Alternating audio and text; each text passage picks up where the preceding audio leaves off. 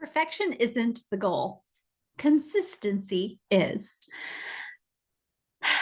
Perfection is trying to be 100% perfect, or at least more times than not. That is what people recognize as perfectionism.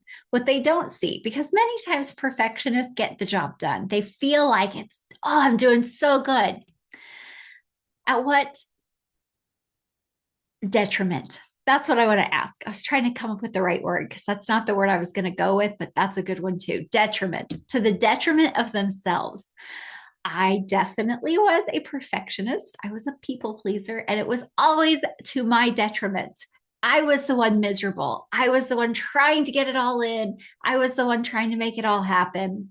And when it came to my weight loss, it was definitely all or nothing. In the beginning, learning is acceptable. So we're figuring it out. We're learning the rules of the diet, and that is all very acceptable. But at some point, especially after you've years and years of trying to lose weight, we think we know how to do things. I know how to do this. I know what I'm supposed to do. I'm just not doing it. That already starts adding to our detriment. That self-imposed criticism, those types of thoughts are what bring us down. They become very harsh, so much pressure on us, and they just start to dwindle us. We start to deflate. We are a wilting flower because of that pressure. It's miserable and it's time consuming. And we go back and forth between like figuring it out and learning, riding the wave of success for a little bit, feeling like a failure because we made a mistake. I don't want to do this ever again. Total self loathing, right? That's the next step. Total self loathing, all the way back to maybe I didn't really want to lose weight in the first place. We're talking ourselves out of our goals. And so, if you have revisited weight loss more times than you can imagine, I'm going to tell you that at some point, you're going to want to say, I'm done. Because every time you try again, it leaves you with a little bit more doubt. And so you ride the hope and doubt train from beginning to end, only to turn around and do it again. And so you hope the diet is the next one. And you're hearing this at the beginning of the year. So I am sure that the hope train is right there on board. It's a brand new year full of all kinds of possibility. And you're thinking, this could be so great. This is the year. This is the year I figure it all out. I am not going to wake up one more year thinking about my weight. That sounds great. That's super motivating for a moment, but it doesn't sustain. So the first time something happens, now we're getting into the doubt, right? We're thinking, I can't do this. I've never been able to do it. I have years of experience in not ever finishing a diet, not ever completing it. That all or nothing. See how we bounce from one side to the other? So learning is acceptable, but you know you're supposed to. You know you should. You should be able to do this by now because you've done how many diets? Okay, well, you don't know. I've said this many times. If you did, you'd be doing it. So you might know the skeleton bones of what you think you're supposed to do, but you don't know how to do it because you're not doing it right now. And so that's how I teach to be different. We want it to be consistent. So consistency instead of perfection. How do we get consistency? We do things, a lot of them, time and time again. We just keep repeating them. That's what consistency is. It's just doing it again and again and again. I know it doesn't sound very exciting. It definitely doesn't sound very sexy, does it? Just do it again. Make another plan. Stop at enough again. Make another meal. Try another thing, another day, another week, another everything. That's what consistency is. So, when you think about consistency, you're going to focus on small things because consistency of all the things puts you in that all or nothing thinking. And so, pick something.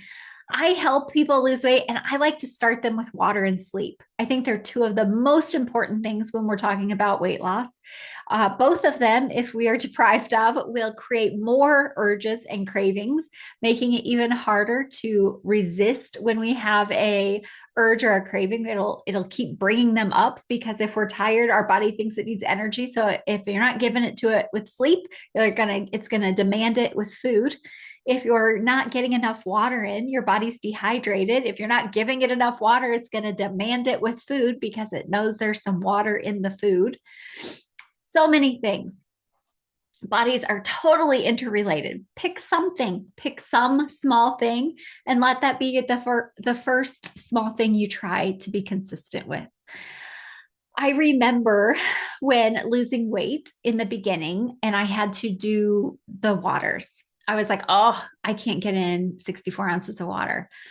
Oh my goodness. Now I'm up to like 80 to 120 ounces of water a day, just depending on days that I work out. It's easy to get a gallon of water in. On days that I don't, I'm usually somewhere around 80, 90. And it just became my habit. It became that thing I do consistently. Every morning, I go fill up my jug. I've realized 40-ounce cups to me are easier because something about I like to finish, probably that old finish your plate, right? Eat your plate. I like to finish the cup of water. And so I put a full 40 ounces in my cup. And as I do that, I like to finish it. So I usually get one in before lunch, get another one in after lunch. If I've worked out, I usually get a full 40 ounces in between starting working out and ending my workout. So it's totally my routine. I've become very consistent with it. The same thing with sleep. If you are consistently staying up late, maybe we start a new consistency, like wash your face every night, and that triggers you to put your pajamas on and go to bed. Maybe some new habit, some new thing to be consistent with is the exact thing that you need. So focus on something small.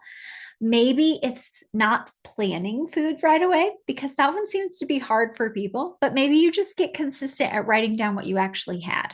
Maybe you get consistent at having a new vegetable or a vegetable for every lunch and dinner, or you're consistent that on a certain day of the week that fits your schedule the best, that you always go to the grocery store on your way home from work, or you always order your groceries so that you can pick them up from work. Whatever it is, find some consistency, movement, or cooking, or ordering a smaller something, ordering a soup in a salad at a meal or a kid's meal, or splitting something. You become consistent with some of these habits. It is not about perfection. It's not about doing all of them. And so when I work with people, I don't tell them a long list of things to do and not do. We're going to figure out what you need to do, what works best for you. And if I tell you something and it doesn't work for you, you're not going to do it. You're going to find the gray area. How many times were you in a program that counted points and you found all the free foods? You gave it it was a free for all for free foods. And that was your gray area. If you figure things like that out, you're going to find the loopholes in anything I give you. So we're not going to make it all or nothing. It's not going to be perfect. It is going to be so messy. I'm going to tell you how many times you're going to make a mistake because you're trying and learning different things. And as long as you don't quit, you're not a failure. I will never tell you that you failed. It's not the thing that we have figured out yet. Sometimes we've made mistakes plenty, but you are not a failure as long as you are trying. You're just figuring it out. You're learning. So let's see. Uh, the pressure that we put on ourselves is the part that's exhausting. And so let's stop putting the pressure on ourselves. That doesn't mean abandon your goal of weight loss or whatever your goal is. It just means we're going to do it in a way that does not put pressure on us. And so to do that, I've had to learn how to say yes to things. And sometimes you have to get really creative, because for me to say yes to something does not mean a 100% yes in all ways. I like to think about kids. You're not going to tell them yes with no boundaries. You're not going to tell them yes, a blanket statement yes. So, to learn how to say yes to something, sometimes we need more information. Sometimes we need a way to be able to say yes. And that's what weight loss is. How can we say yes? How can we make it a yes versus a no? I want to eat cake every day. Great. How can we do that? Let's do that. How can we make that work with our weight loss? I want to stay up late tonight. Great. How can we do that and still feel good tomorrow? Everything is how can we make it a yes? So definitely not perfectionism. All or nothing does nothing but create lots of undue pressure and stress on us that nobody wants to be under for very long. Consistency, small, tiny little steps, little things that we can do again and again and again is the only way to do it. And we do that by finding ways to say yes. That's what I got for you. Stay tuned because I have a webinar coming up and I want to make sure that you're on it. You can always go to the website coachingkara.com/sign up and it'll have the next webinar available. See ya.